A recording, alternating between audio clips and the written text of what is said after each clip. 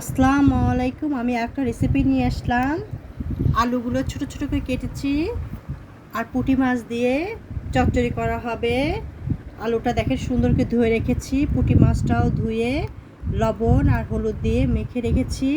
আমি একবারে মাখিয়ে সব মশলা দিয়ে মাখিয়ে চড়াই দিব। এখানে মশলা কষাতে হবে না। আমি শুরুতেই আদা বাটা, রসুন বাটা, পেঁয়াজ বাটা, 4টা পেঁয়াজ আছে, 1.5টা রসুন আছে, সামান্য আদা আছে, জিরা আছে, আমি এগুলো দিয়ে দিব।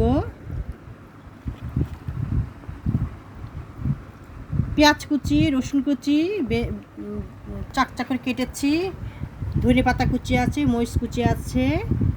এবার আমি দিব 1 চামচ, লিটার চামচে 1 চামচে মরিচের গুঁড়া, 1 চামচ ধনের গুঁড়া, হাফ চামচ হলুদের গুঁড়া, 1.5 চামচ লবণ দিব, দিয়ে একবারে মাখিয়ে দিব। তেল লিটার 1 চামচের হাফ চামচ তেল দিয়ে দিব। মরিচের গুঁড়া দেওয়া হবে 1.5 চামচ, আমি দিচ্ছি এই যে 1 চামচ ধনের গুঁড়া, 1 চামচ ধনের গুঁড়া, 1.5 চামচ মরিচের গুঁড়া, 1 চামচ হলুদের গুঁড়া দিয়েছি, 1.5 চামচ লিটার চামচে লবণ দিয়ে দিলাম, লাগলে আবার দিয়ে দেওয়া হবে। তেল দিব 1 কাপে, হাফ কাপ তেল দিয়ে একবার মাখিয়ে চড়া দিব। এই যে তেল আমি দিয়ে মাখিয়ে চড়া দিব।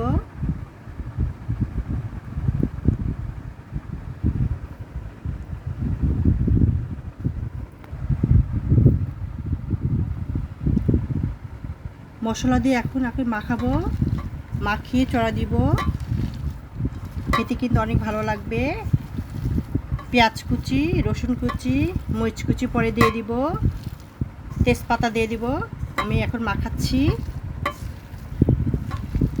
সামান্য পানি দিয়ে, তারপরে মাছ দিয়ে গ্যাসে চড়াই দিব। আমি মাখাচ্ছি, যতটা মাখানো যাবে খেতে কিন্তু ততগুণ বাড়িয়ে দিবে।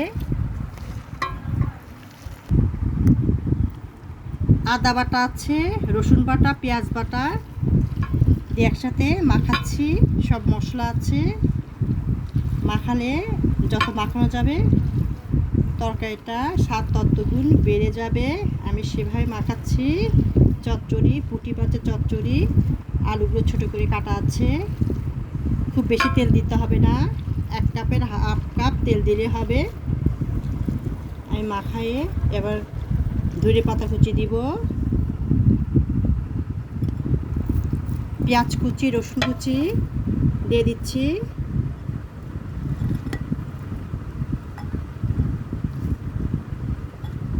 মরিচ কুচি আছে, সব একসাথে দিব। তেজপাতা 2টা দিয়ে দিব, দিয়ে পানি দিব। এখন 1.5 কাপ পানি দিলে হবে। এবার মাছগুলো দিয়ে গ্যাসে চড়াই দিব। এবার পানি দিচ্ছি, 1.5 কাপ পানি দিব। এই কাপে আর একটু পানি দিতে হবে। আর একটু পানি দিলাম, 1.5 কাপ পানি দিলে হবে বড় কাপে।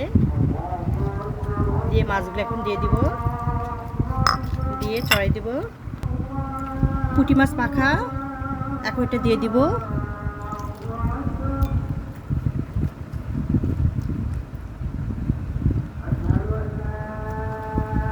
খেতে কিন্তু খুবই ভালো লাগবে। চচ্চড়ি একবারে মাখা মাখা হবে।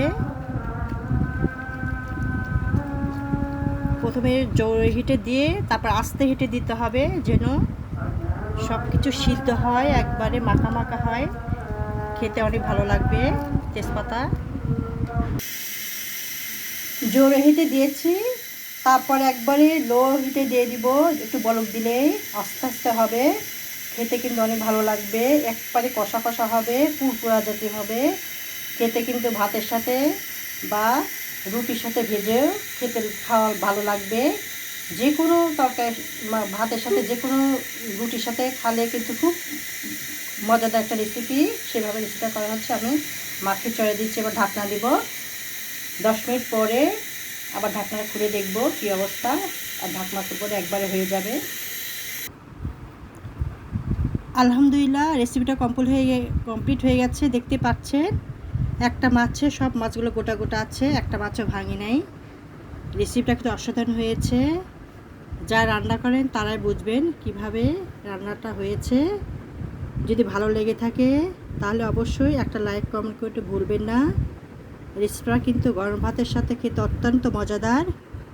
সব কিছু পরিমাণ মতো দেওয়া আছে, খুব বেশি তেল দেওয়া নেই, সেভাবে মেনুটা করা হয়েছে। রেসিপিটা যদি ভালো লাগে তাহলে অবশ্যই একটা লাইক কমেন্ট শেয়ার করে যাবেন। আল্লাহ হাফেজ।